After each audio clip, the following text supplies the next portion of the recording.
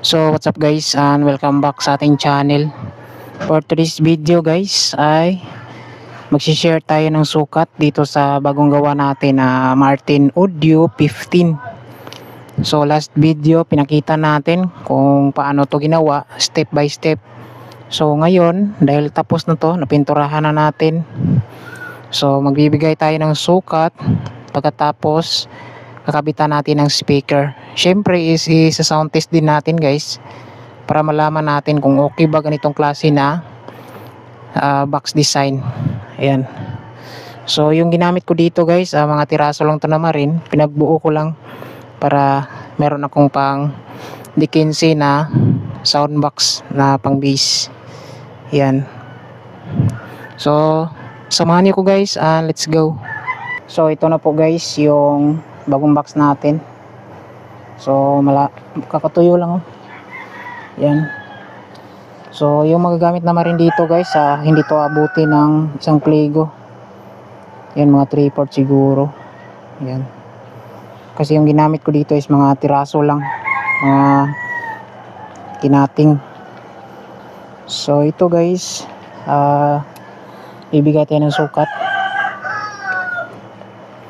So yung lapad nito ay ito, 19 inches and 3/4 yung lapad. Yung lapad niya sa likod ay 22 inches and 1/2. Yan. Tapos yung height nito ay 20 inches. Yan. So yung dito guys, meron akong gap dito sa loob, 2 inches and 1/2 bago ko nilagay yung kanyang speaker board. Tapos kada gilid guys, meron tayong cut dyan na 5 inches. Yan, 5 inches. Yung taas din niya 5 inches. Bali naka triangle yung cutting. Tapos meron akong nilagay na division. Yung haba is 10 inches and 3/4. So depende na sa inyo guys, pwede nyo habaan. Dito sa loob kasi maliit lang kasi wala na akong tiraso na marin. Pinagkasya ko lang yung mga tiraso na marin dito guys. Yan. Tapos yung butas is check na lang natin guys para may idea kayo. 15 inches yung speaker dito, yung butas ay 14 inches. Yan. Tapos nilagyan natin ng metal plunger sa gitna. Nasa gitna po ito. Yan, squatin nyo lang gitna nito guys, center. Tapos sa likod nito ay meron na po itong speak on. Tapos sa ilalim ito ay nilagyan ko ito ng DIY lang na marine pit. Yan. Para hindi sasayad yung, para hindi ma-damage yung box natin guys, kasi wala tong corner guard. Malinis kasi tingnan, walang corner guard. Tapos itutuhog lang natin dito yung ating pinaka full range or biday. Yan. Tapos yung speaker natin dito na ikakabit, ito yung speaker natin na ikakabit guys. Joson Stage 15 po ito, 1000 to 1200 watts. So kakabit na natin to guys. So itong speaker to almost 3 years na to, okay pa naman, gumagana pa. Yung coil nito is pinatibay ko lang yung pandikit. Yan. Tapos dito sa damper niya guys ay dinagdagan ko rin yung pandikit para okay pa din. Yan. So samahan niyo ko guys, ikakabit natin tong ating speaker sa ating D15 na Martin Audio. Yun yan. Okay naman yung kanyang design. So wala pa akong screen dito, yung buo na screen. Temporary muna, open type. Meron naman akong takip ng speaker dito, yung plastic. Ayan, kakabit na lang natin para hindi ma-damage yung speaker natin. Yan guys, so kakabit muna natin yung speaker dito.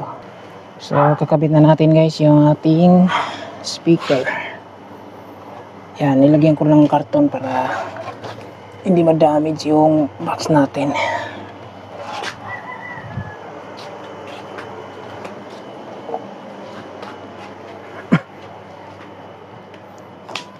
So ito guys, oh, yung speaker natin.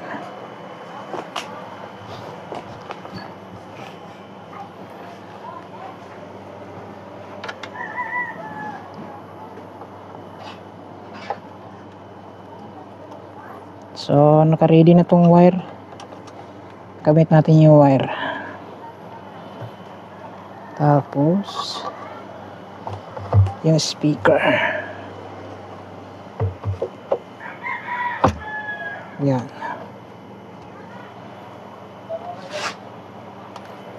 So ito yung gagamitin natin guys. Number 2. Mahaba to.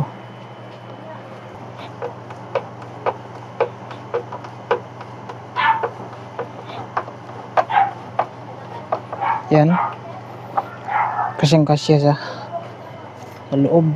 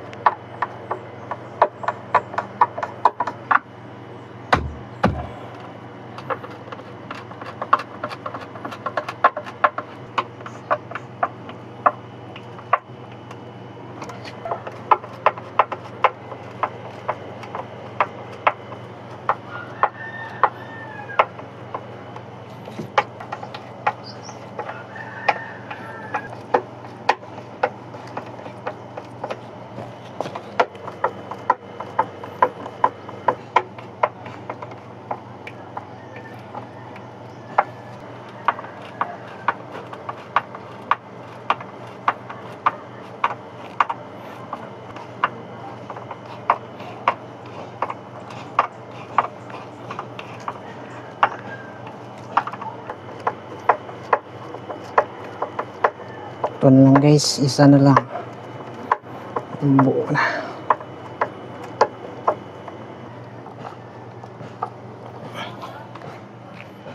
Yan guys, na lagyan na natin. So kabit natin yung cover.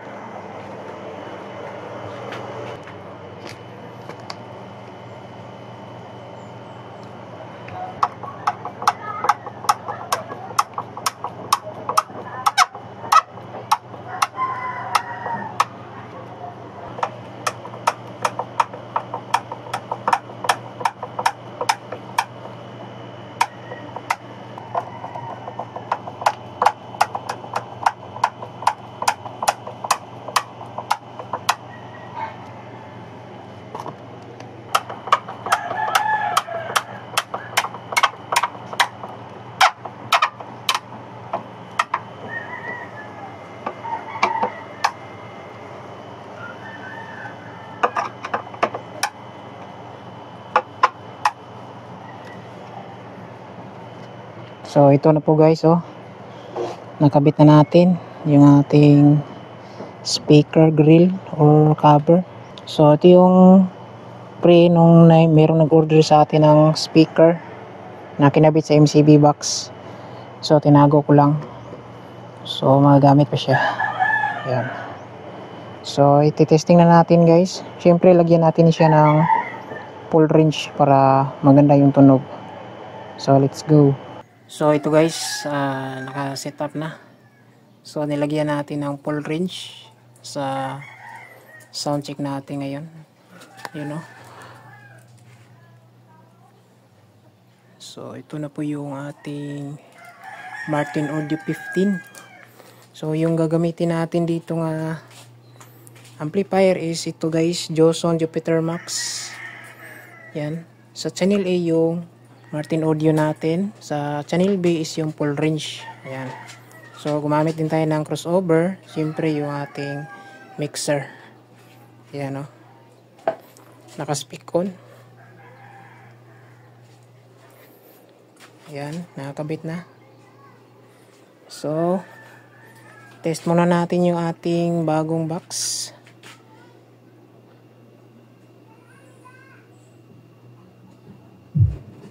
Ayan.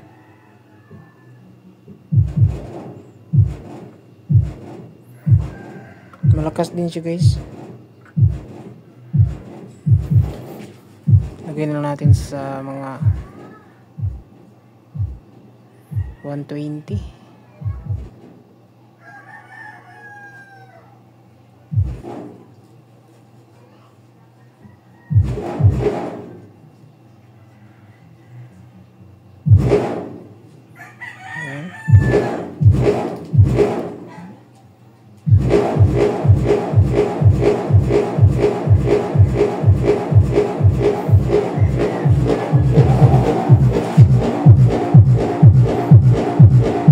Malakas din yung bayo niya guys.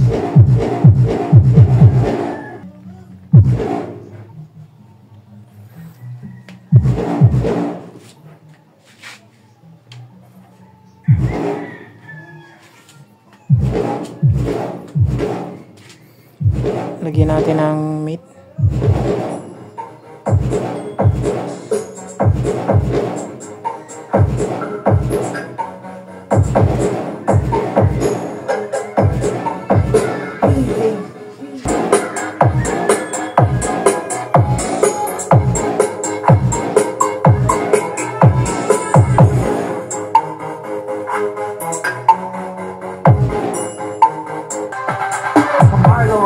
Darwin.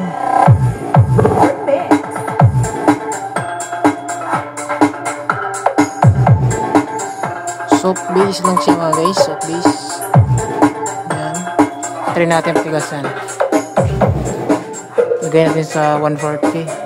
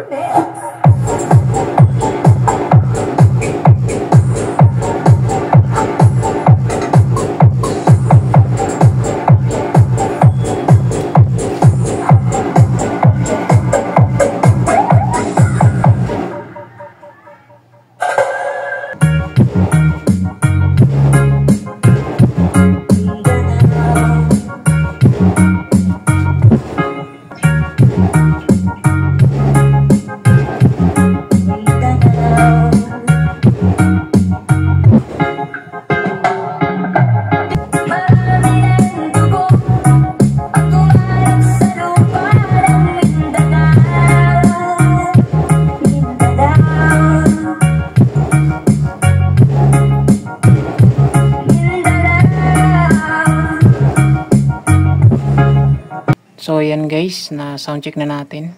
So buong buo yung kanyang tunog. May pagka soft bass po siya mga guys. Oh.